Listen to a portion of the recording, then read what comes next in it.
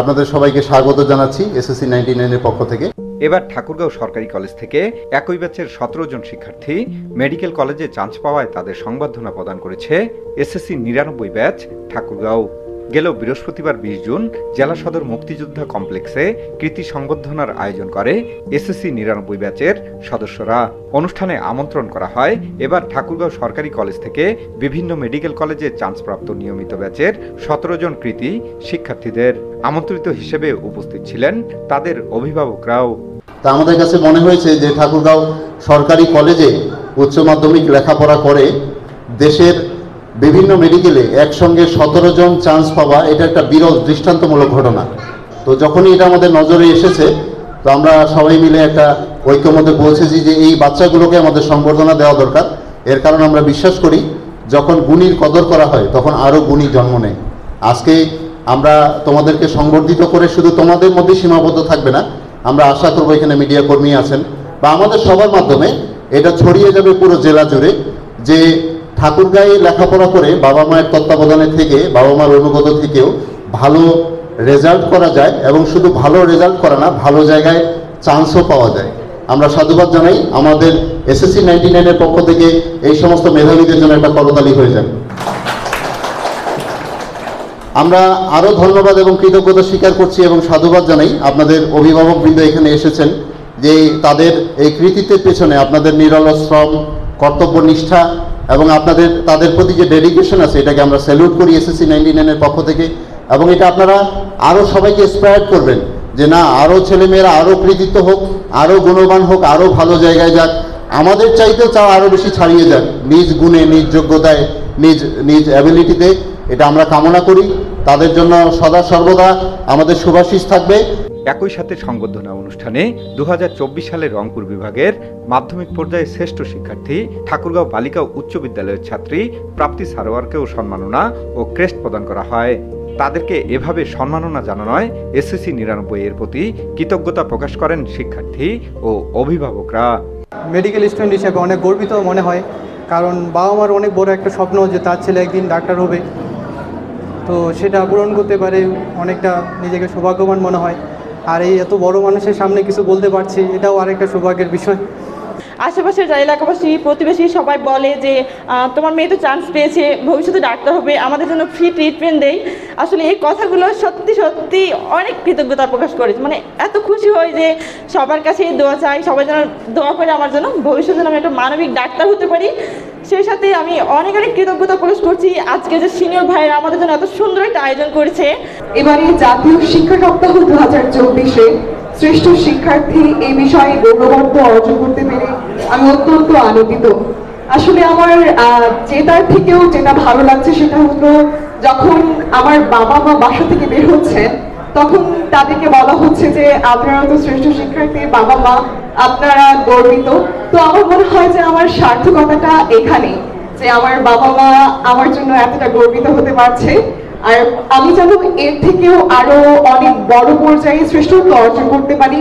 আমার জেলাকে, আমার ঠাকুরগাঁও জেলাকে, আমার বিদ্যালয়, আমি যে শিক্ষা প্রতিষ্ঠানে পড়ি তাকে, আবার জেলার সকল মানুষকে অনেক গর্বিত করতে পারি, সেই দোয়া আপনারা সকলে রাখবেন। এছাড়াও এই সংবর্ধনা অনুষ্ঠানে স্কাউটিংয়ে অসামান্য অবদান রাখা ও জাতীয় পর্যায়ে দ্বিতীয় সর্বোচ্চ রৌপ্য ইলিশ পদকে ভূষিত ঠাকুরগাঁয়ের শিক্ষক এবং রংপুর বিভাগীয় মাধ্যমিক শিক্ষা বোর্ডের সাবেক উপপরিচালক আক্তারুজ্জামানকেও সংবর্ধনা প্রদান করা হয়েছে। আর আমন্ত্রিত অতিথিরা এই অনুষ্ঠানে উপস্থিত হয়ে এসএসসি 99 ব্যাচের সামাজিক ও মানবিক কর্মকাণ্ডের দায়বদ্ধতার প্রত্যয় ব্যক্ত করেন বক্তারা। শুধু তোমাদের পিতামাতারই গর্ব না, আজকে আমরা ঠাকুরগাঁওবাসীও গর্ব করছি যে আমাদের ঠাকুরগাঁয়ে এতগুলো মেধাবী স্টুডেন্ট একসাথে মেডিকেলে চান্স পেয়েছে। তার মধ্যে আমি আবার নিজে থেকে একটা মেয়ে হয়ে গর্ব করছি যে এখানে 19 জনের মধ্যে 16 জনে নাকি মেয়ে মেডিকেলে চান্স পেয়েছে। এটা আমরা জানি যে একটা শিক্ষিত মা দিলে একটা শিক্ষিত জাতি তৈরি করা যায়। তো সেই হিসেবে আমি নিজেও নারী হিসেবে অনেক গর্ববোধ করি যে আমাদের এতগুলো সোনামণি যে মেডিকেলে চান্স পেয়েছে। আমি জানি তোমরা তোমাদের মেধা দিয়ে এতদূর এগিয়ে গিয়েছো। আমি আশা করব সামনে তোমরা তোমাদের দক্ষ এবং সততা দিয়ে শুধু আমাদের এলাকাবাসীর নয়, সারা বিশ্বে তোমরা নিজেদের প্রতিভা ছড়িয়ে দিয়ে সকলের সাথে তোমরা নিজের সেবাটাও নিয়োজিত করবা। মেডিকেলের পড়াশোনা অনেক, এটা আমরা অনেক আগে থেকে শুনে আসছি। আসলে প্রতিদিন নিয়মিত অল্প কিছু করে বললেই যথেষ্ট, কিন্তু নিয়মিত পড়াশোনা করতে হয় আর চেষ্টা করতে হয় যে 2-3 জন একসঙ্গে পড়তে, কেননা মেডিকেলের পড়াগুলো বুঝে পড়তে হয়, এটা মুখস্থ করার কোনো পড়া নাই। ওই জন্য চেষ্টা করবা একসঙ্গে গ্রুপ করে পড়তে, 2 জন বা 3 জন একসঙ্গে গ্রুপ করে পড়বা। আর অবশ্যই মূল বই পড়বা, ওখানে যাই অনেক সিনিয়র ভাই বা বোনদের নোট পাবা, চেষ্টা করবা নোটগুলো অ্যাভয়েড করে সবসময় মূল বই পড়তে, কারণ এটাই হচ্ছে সারা জীবনের পড়া, এই পড়া তোমার সারা জীবন কাজে লাগবে। আর পড়াশোনার পাশাপাশি এখানে সন্ধানী আছে, মেডিসিন ক্লাব আছে, এই এক্সট্রা কারিকুলাম অ্যাক্টিভিটিতে অবশ্যই জয়েন করবা। আর কিছু শিক্ষা সফর থাকে, সব সময় এগুলা চেষ্টা করবা পড়াশোনার পাশাপাশি এগুলাতে জয়েন করতে, কেননা আমার দেখা সবচাইতে উপভোগ্য সময় হচ্ছে এই 5 বছর, তোমার জীবনের সবচেয়ে বেস্ট সময় এটা। ওই জন্য এই সময়টাকে পড়াশোনার পাশাপাশি অবশ্যই কাজে লাগবা। আর তোমরাও দ্রুত ডাক্তার হও, অনেক ভালো ডাক্তার হও, বড় ডাক্তার হও, হয়ে ঠাকুরগাঁও সদর হাসপাতালে আমাদের সাথে জয়েন করো, এই আশায় থাকলাম। আমাকে সৃষ্টিকর্তা যদি আরেকবার সুযোগ দিতেন যে তুমি পরের জন্মে কি হবা, আমি আবারও বলতাম যে আমি ডাক্তার হব। কারণ মানুষের সবচেয়ে কঠিন সময় এবং সবচেয়ে দুর্বল সময়গুলোতে আমরা কাছে থাকতে পারি। একটা অসুস্থ মানুষকে মৃত্যুর পথ থেকে সুস্থ করে তার পরিবারের হাতে তুলে দেওয়া, এর চেয়ে আসলে আনন্দের কিছু নেই।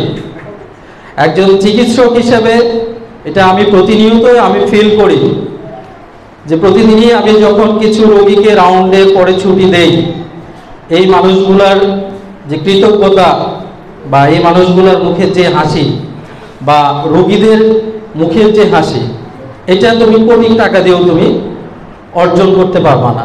তোমার কোটি কোটি টাকা থাকতে পারে, কিন্তু এই যে একটা অর্জন বা এই যে একটা আত্মতৃপ্তি। তবে এই ব্যাচটার এসএসসি পাস করার কিন্তু 25 বছর পার হয়ে গেছে। 25 বছর পরেও তারা একত্রিত হচ্ছে, এটা একটা মানে অভাবনীয় যে এই বন্ধুরা তাদের যে বন্ডিং, এই বন্ডিংটা তাদের যে এখনো আছে এবং এটা মনে হচ্ছে তাদের আরও দীর্ঘদিন থাকবে। এবং তারা শুধু মিলিতই না, আমি তাদের বেশ কয়েকটা এই পুনর্মিলনীতে আমি গিয়েছি, আমাকে তারা দাওয়াত করেছে।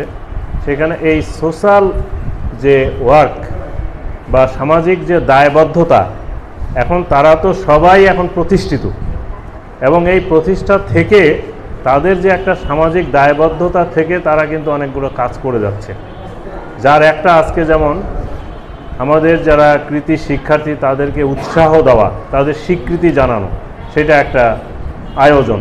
কৃতজ্ঞতা জানাই এই সম্মাননা দেওয়ার জন্য এবং তাদেরকে দোয়া করি যে তারা এই যে তাদের যে বন্ডিংটা এখনও ধরে রাখতে পেরেছে, এটা যেন আমৃত্যু থাকে এবং এই মানব সেবার যে কাজগুলো তারা যেন এটা করে যেতে পারে, এইটা আমি ব্যক্তিগতভাবে আমি দোয়া করি তাদেরকে। হ্যাঁ, তারা আরও ভালো ভালো এই কাজগুলো করুক, কারণ তাদেরকে দেখেই তো আবার নেক্সট জেনারেশন এটা শিখবে এবং নেক্সট জেনারেশন যারা আছে, আজকে যারা ডাক্তার হবে, এরাও যখন একদিন আবার ডাক্তার হয়ে বের হবে, তারাও এই বন্ডিংটাকে স্ট্রং করে এইভাবে মানব সেবায় যেন খালি চিকিৎসা সেবাটাই সেবা না, আরও তো সেবা আছে, সেগুলোও যেন দিতে পারে।